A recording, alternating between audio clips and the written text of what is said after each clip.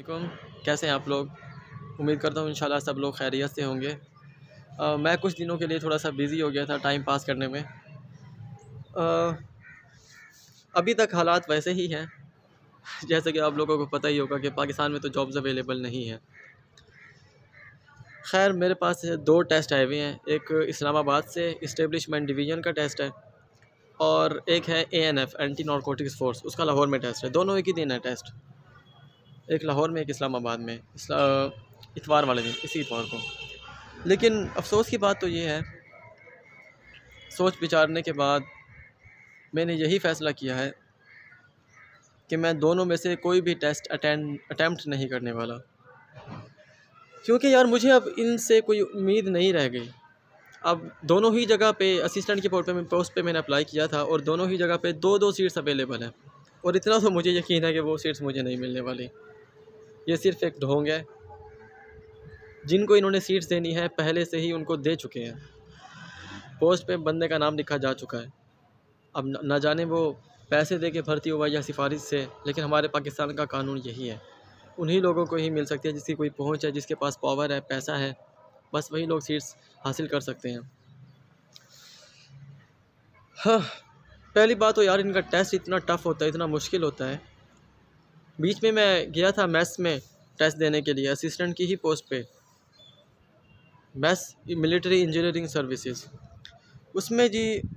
MCQs والا portion تو انہوں نے ختم ہی کر دیا، اب خالی جگہ فل ان دا بلینکس اس ٹائپ کے کوسچنز وہاں پہ آ رہے تھے، جیسے کہ جنیجو جو تھا وہ وزیر اعظم تھا پاکستان کا، وہ اس کا دور حکومت کون سے سن سے لے کے کون سے سن تک تھا، یہ لکھو بتاؤ۔ MCQs کچھ نہیں آپ کے پاس۔ اس کے علاوہ بھی اور بہت سارے تھے اسی طرح کے، دماغ کو گھما دینے والے۔ ایگزیکٹ ڈیٹ ان کی، ایگزیکٹ وہ سال، مجھے نہیں لگتا کہ یار یہ سب کچھ کام بھی آنے والا ہے۔ ایک حد تک ہونا چاہیے یار جنرل نالج بھی۔ ہاں، ٹیسٹ ہی اتنا مشکل رکھ دیتے ہیں کہ لوگ سمجھتے ہیں کہ ہمیں سیٹ اس وجہ سے نہیں ملی کہ ہم ٹیسٹ پاس نہیں کر پائے۔ یار کچھ ایسا تو رکھو کہ انسان ایزیلی اس کو ٹیسٹ بھی پاس کر سکے۔ اور اگر ہم کوالیفیکیشن حاصل کر لیتے ہیں 16 ایئرس کی، اس کے باوجود بھی اگر ہم ان کے ٹیسٹ کلیئر نہ کر پائیں، یا پھر کیونکہ وجہ یہ ہے کہ ان کا ٹیسٹ کا جو سلیبس ہے وہ بالکل ہی ہٹ کے ہے، جو ہم نے 16 سال میں پڑھا ہے اس سے تو اس کا کوئی واسطہ ہی نہیں ہے، یہ سلیبس بالکل الگ ہے۔ مجھے تو پھر ایسا ہی لگتا ہے کہ اسکولز میں تو نہیں، خیر کالجز اور یونیورسٹی لیول پہ ہمیں وہی والے کوسچنز انہی کی PPSC کی FPSC کی تیاری کروانی چاہیے، نہ کہ اس سب کو کچھ جو ہمیں پڑھاتے ہیں وہ تو ویسے بھی کسی کام میں نہیں آتا ہماری زندگی میں۔ مجھے تو نہیں پتہ، ہم نے میتھ کے میں نے اتنے سارے فارمولاز یاد کیے، کیمسٹری کے اتنے سارے فارمولاز یاد کیے، لیکن ہمارے وہ کسی کام کے ہی نہیں ہیں۔ ہم اس کو جب اپنی عملی زندگی میں اس کو اپلائی ہی نہیں کر سکتے تو پھر اس کا کیا فائدہ، اور ایسی ڈگری کا بھی کیا فائدہ؟ مجھے تو نہیں لگتا کہ یہ صحیح ہے۔ یونیورسٹی لیول پہ مجھے لگتا ہے ہمیں اسی PPSC کی FPSC کی اسی کی تیاری کروانی چاہیے۔ اگر ہم 4 سالہ کوئی کورس کر رہے ہیں تو کم سے کم آخری 2 سال ہمیں بس استادوں کو چاہیے کہ آپ لوگ اس کی تیاری کرو، یہ چھوڑ دو، یہ فضول ہے۔ ویسے بھی ہمیں تو کسی لیب میں جانے کی اجازت ہی نہیں ہوتی، نہ یونیورسٹی میں، اور یونیورسٹی میں جہاں ہم نے پیسے دیے ہیں وہاں تو ویسے نہیں کرنے دیتے، اور جہاں جو دوسری دنیا ہے وہ ویسے ہی اپنا ڈرتی ہے۔ جیسا کہ میں نے آپ لوگوں کو بتایا تھا، سیمنٹ فیکٹری میں میں گیا تھا تو مجھے کسی چیز کو ہاتھ لگانے نہیں دیتے تھے کہ ہماری کروڑوں کی مشینیں آپ کے ہاتھ لگانے سے خراب نہ ہو جائے، تو پھر وہ اپنا نقصان کیسے کر سکتے ہیں؟ بہت سارے لوگ میری اس بات سے اتفاق بھی کریں گے، کیونکہ یار جو جاب ایڈورٹائزمنٹ ہوتی ہے نا، یہ صرف ایک ڈھونگ ہوتا ہے، یہ ہم لوگوں کو نہیں دینے والے۔ پہلے سے لکھ دیا گیا کہ بھائی آپ کو سیٹ ملی ہے، بس یہ ایک تاکہ کوئی ہم پہ قانونی کارروائی نہ کر سکے کہ ہم نے سیٹ کیسے کسی کو دے دی۔ ہم نے پراپر ٹیسٹ لیا ہے، انٹرویوز لیا ہے، انہوں نے کلیئر کیا ہے۔ ابھی بیچ میں فیس بک پہ دیکھ رہا تھا، ایک پوسٹ بھی آئی ہوئی تھی، وہاں پہ ایک انسان کے، ایک لڑکے کے 6 مارکس سے، 6 مارکس سے مے بی 7، اس کو سیٹ ملی ہوئی تھی، جبکہ اس سے زیادہ جو مارکس حاصل کرنے والے تھے وہ بیچارے رہ گئے۔ اب پتہ نہیں کہ یہ رشوت انہوں نے دی، پیسہ لگایا، یا پہنچ لگائی، پاور کا استعمال کیا، اس بارے میں بخوبی تو نہیں کہہ سکتا، لیکن اتنا کہہ سکتا ہوں کہ یہ اس کو سیٹ حق پہ نہیں ملی۔ ہاں، پچھلے 2 دنوں میں ایک میں حساب لگا رہا تھا کہ ہمارا ملک آخر کیوں گرتا جا رہا ہے، کیوں ترقی نہیں کرتا۔ وجہ یہی ہے کہ جو سیٹس ہیں نا وہ جو اس کے اہل ہیں اس کو نہیں ملتی سیٹس. دوسرے ملک کیوں ترقی پہ جا رہے ہیں؟ مجھے لگتا ہے کہ پاکستانیوں کو اس میں سب سے زیادہ ہاتھ ہے اگر دوسرے ملک ترقی پہ جا رہے ہیں، کیونکہ میرے خیال سے چند ملک ایسے ہوں گے جس میں پاکستانی عوام نہیں ہے، اپنا کردار ادا نہیں کرتے پاکستانی، لیکن بہت سارے ملک ایسے ہیں، بہت سارے ممالک ہیں ایسے جہاں پہ پاکستانی اپنے زور و شوروں سے اپنی محنت اپنی لگن لگا رہے ہیں، لیکن بدلے میں ان کو پیسہ مل بھی رہا ہے، ان کا مطلب معاوضہ ان کو مل رہا ہے، ان کی محنت کا معاوضہ مل رہا ہے ان کو، تبھی وہ کر رہے ہیں. یہاں پہ کیا ہے، یہاں پہ اگر کوئی انسان جاب کر رہا ہے نا تو اس کو اس کی پے اتنی ہی دیتے ہیں کہ کم سے کم اس کا بس گزارا ہی ہو سکے. پڑھے لکھوں کے ہاتھ میں سیٹس نہیں ہیں، جعلی ڈگری نکلوا لو پیسوں کی اور اوپر اور پیسہ لگا لو، آپ کو جاب سیٹس مل جاتی ہے آسانی سے. خیر مجھے تو اب تک کوئی ایسا بندہ ملا بھی نہیں ہے کہ جو میرا یہ کام بھی کروا دے، کیونکہ انسان جب بالکل نا امید ہو جاتا ہے. ہم نے ایک چیپٹر پڑھا تھا میٹرک میں بھی، ایک ٹرانسلیٹ انٹو انگلش کرنا تھا اسے، اور وہ پیراگراف یہ تھا کہ انسان کی زندگی میں ایسے لمحات بھی آتے ہیں جب اس کے مقابلے کی، جب وہ بالکل نا امید ہو جاتا ہے اور اس کے مقابلے کی سکت ختم ہو جاتی ہے. مجھے لگ رہا ہے کہ آج کل میرے اور میرے جیسے بہت سارے نوجوانوں کے ایسے ہی حالات ہیں. وہ واقعی پیراگراف آج یاد آ رہا ہے. ہاں، جابس کے حالات بہت برے ہیں، اور جو جابس کے اہل ہیں پڑھے لکھے ہیں ان کو ملتی نہیں ہے. ہمارا ملک شاید اسی وجہ سے بہت پیچھے ہے. کرپشن تو خیر وہ تو سبھی رونر ہوتے ہیں، کرپشن بے شک ہے. ابھی ہمارے ڈی جی خان میں ہی ہمارے گھر کے ساتھ ایک روڈ بنایا ہے، اور گول باغ سے لے کے قاضی دربار تک روڈ بنایا ہے. یار ایسا روڈ بنایا ہے نا، اب چلو کہ وہاں پہ وہ سارا روڈ اکھڑتا جا رہا ہے. اب کتنی انہوں نے کرپشن کی ہوگی، پتہ نہیں کون انجینئر تھا وہ، پتہ نہیں کون ٹھیکیدار تھا وہ، جس نے اوپر سے نیچے خیر سبھی گھپلے کرتے ہیں. اوپر سے پیسہ آتے آتے آتے آتے آتے آتے پھر وہ یہی کچھ بچتا ہے کہ آپ چلو گے بھی تو روڈ ختم ہو جائے گا آپ کا. ایک بارش آنے کی دیر ہے، وہ سارا بہہ جائے گا، سارا بہہ جانا ہے. وہ جب وہ چلنے سے ہی اکھڑتا جا رہا ہے روڈ،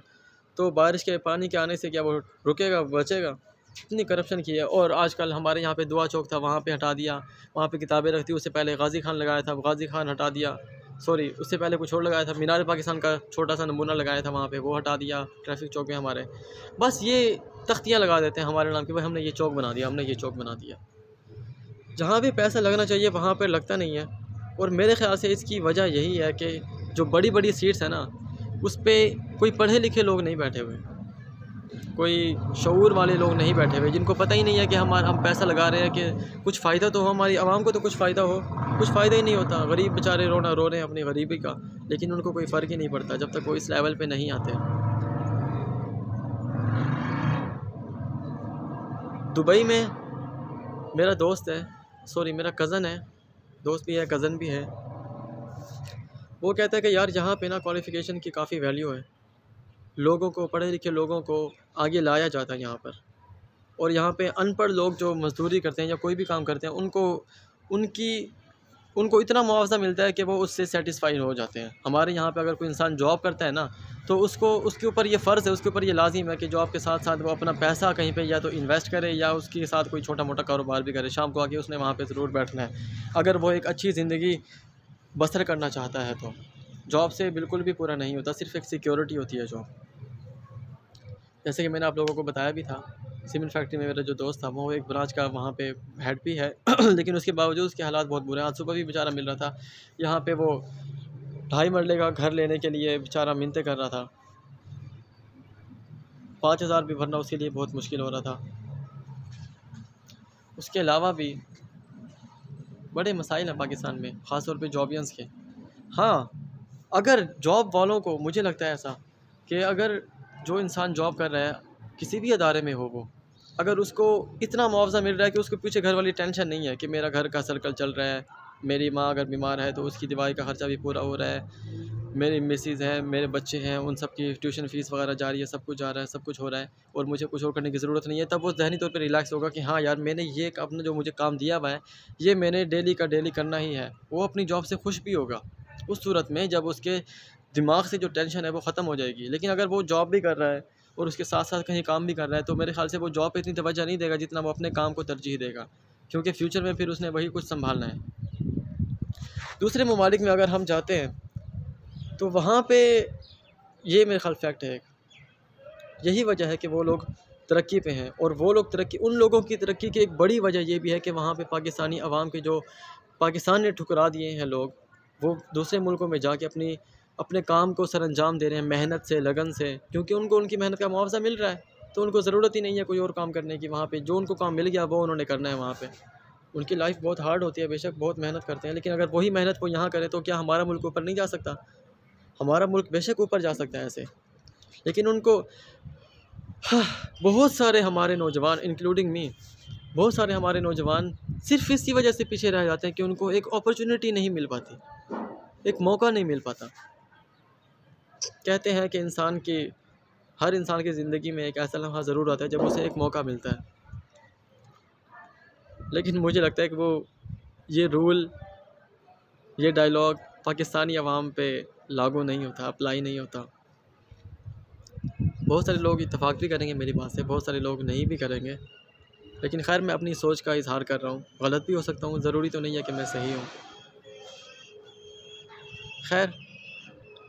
ایک اور بات تھی میرے ذہن میں، ہاں میں ایک اور واقعہ بتانے والا تھا آپ لوگوں کو۔ ایک میرے دور کا رشتہ دار تھا،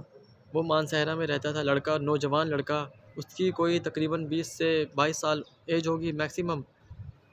لیکن وہ بیچارہ اتنا نا امید تھا، میں حیران ہوں، اتنے پیارے علاقے میں، مانسہرہ پاکستان کا ایک بہت خوبصورت شہر ہے، اتنے علاقے میں رہ کے، اتنے اچھے علاقے میں رہ کے مجھے لگتا ہے کہ اس کا دماغ تو مینٹلی بالکل فریش ہونا چاہیے تھا اسے،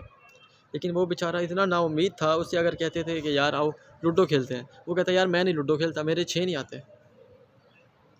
میں سوچ کے پریشان ہوتا تھا، یار وہ اتنا نا امید کیسے ہو چکا ہے؟ سنا تھا اس کے بارے میں کہ وہ جو بھی اس نے کام کیا نا، اس میں اس کو شکست ہی ملی، مطلب وہ نہیں اس کا کام اٹھ پایا، نہیں کام چل پایا،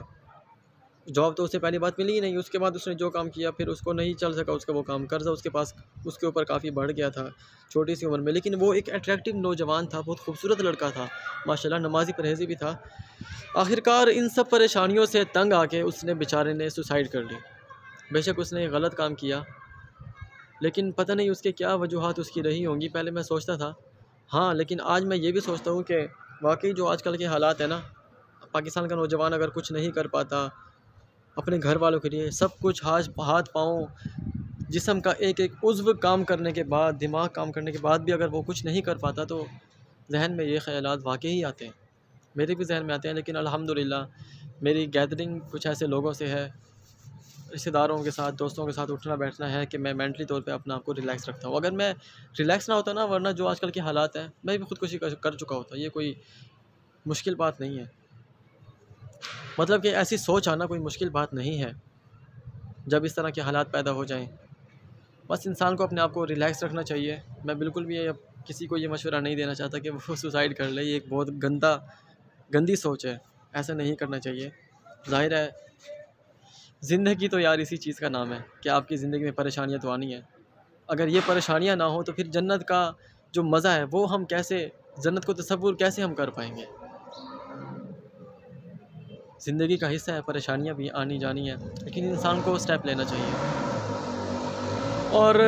ایک سٹیپ لینے کا میں نے بھی سوچا تو ہے، انشاءاللہ ہو سکتا ہے میری نیکسٹ ویڈیو میں آپ کے لوگوں کے ساتھ ڈسکس کروں کہ میں نے یہ والا کام سٹارٹ کر دیا ہے، دو ویسے میرے ذہن میں کام گھوم رہے ہیں، میں نے دونوں میں سے ایک کو سلیکٹ کرنا ہے اور اس کے بعد انشاءاللہ اسی پہ فوکس کرنا ہے، کیونکہ جاب سے تو میں نے اب ہاتھ اٹھا دیے بھائی، ٹیسٹ کے لیے میں نہیں جا رہا وہاں پہ، دونوں جگہ پہ ٹیسٹ آئے ہیں، کچھ نہیں ہونے والا، فضول ہے۔ میرا بھائی مجھے پہلے کہتا تھا، کیونکہ میں سوری اپنے بھائی کا تو کہنا بھول ہی گیا، چلو وہ پوری بات اس کی نیکسٹ ویڈیو میں بتاؤں گا، لیکن میرا بھائی مجھے ایسے کہتا تھا کہ جاب آئیں گی، سیٹس آئیں گی، یہ سب فضول ہے۔ جب میں نے نیا میرے پاس ڈگری آئی تھی، ماسٹرز کیا تھا، 1 سال پہلے کی بات ہے، 2019 کے لاسٹ میں، تب اس نے کہا یار یہ جابز آئیں گی، جب تو ٹیسٹ پاس کرے گا، جب تو کہیں پہ لگے گا پھر مجھے بتانا آ کے۔ میں اس کی بات کو میں نے کہا نہیں یار یہ اس نے نہیں کیا کچھ، میں ضرور کر کے دکھاؤں گا، لیکن واقعی یار ایسا ہوا، سیٹس تو آتی ہیں لیکن ہم لگ ہی نہیں پاتے، پتہ نہیں اس کی کیا وجہ ہے۔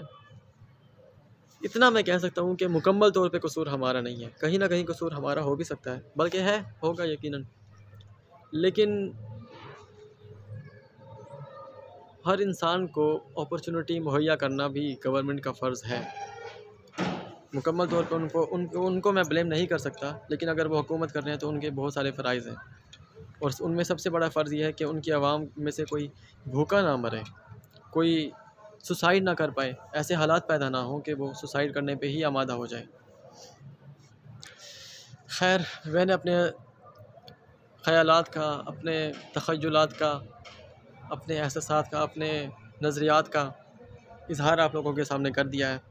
جو لوگ اتفاق کرتے ہیں وہ بھی میری بات بتائیں، آپ کو میری کون سی بات صحیح لگتی ہے وہ بھی بتائیں۔ اگر آپ کے ذہن میں کوئی بزنس کا کوئی آئیڈیا ہے تو وہ بھی مجھ سے شیئر آپ کر سکتے ہیں، مجھے کمنٹ میں بتا سکتے ہیں، اور ضرور میں آپ کے کمنٹ کا رپلائی بھی کروں گا۔ اور میرے لیے یہ آنر کی بات ہے اگر آپ میرے ساتھ اپنے تخیلات کا اظہار کرتے ہیں۔ ڈسکشن کرنے سے بھی بہت سارے مسائل کا حل نکل آتا ہے، ایسا نہیں ہے کہ میں اپنی ساری پریشانیاں یوٹیوب پہ ڈال دیتا ہوں۔ ہاں یہ ہے، میری بھڑاس نکل جاتی ہے، میں اپنی آواز عوام کے سامنے پہنچا سکتا ہوں۔ تو اس چینل کو سبسکرائب بھی ضرور کر لیجئے گا، اور مجھے دعاؤں میں یاد رکھیے گا۔ اسی کے ساتھ ہی ملتے ہیں انشاءاللہ نیکسٹ ویڈیو میں، تب تک کے لیے اللہ حافظ، اپنا بہت سارا خیال رکھیے گا اور اپنے آس پاس صفائی رکھیے گا۔ اللہ حافظ۔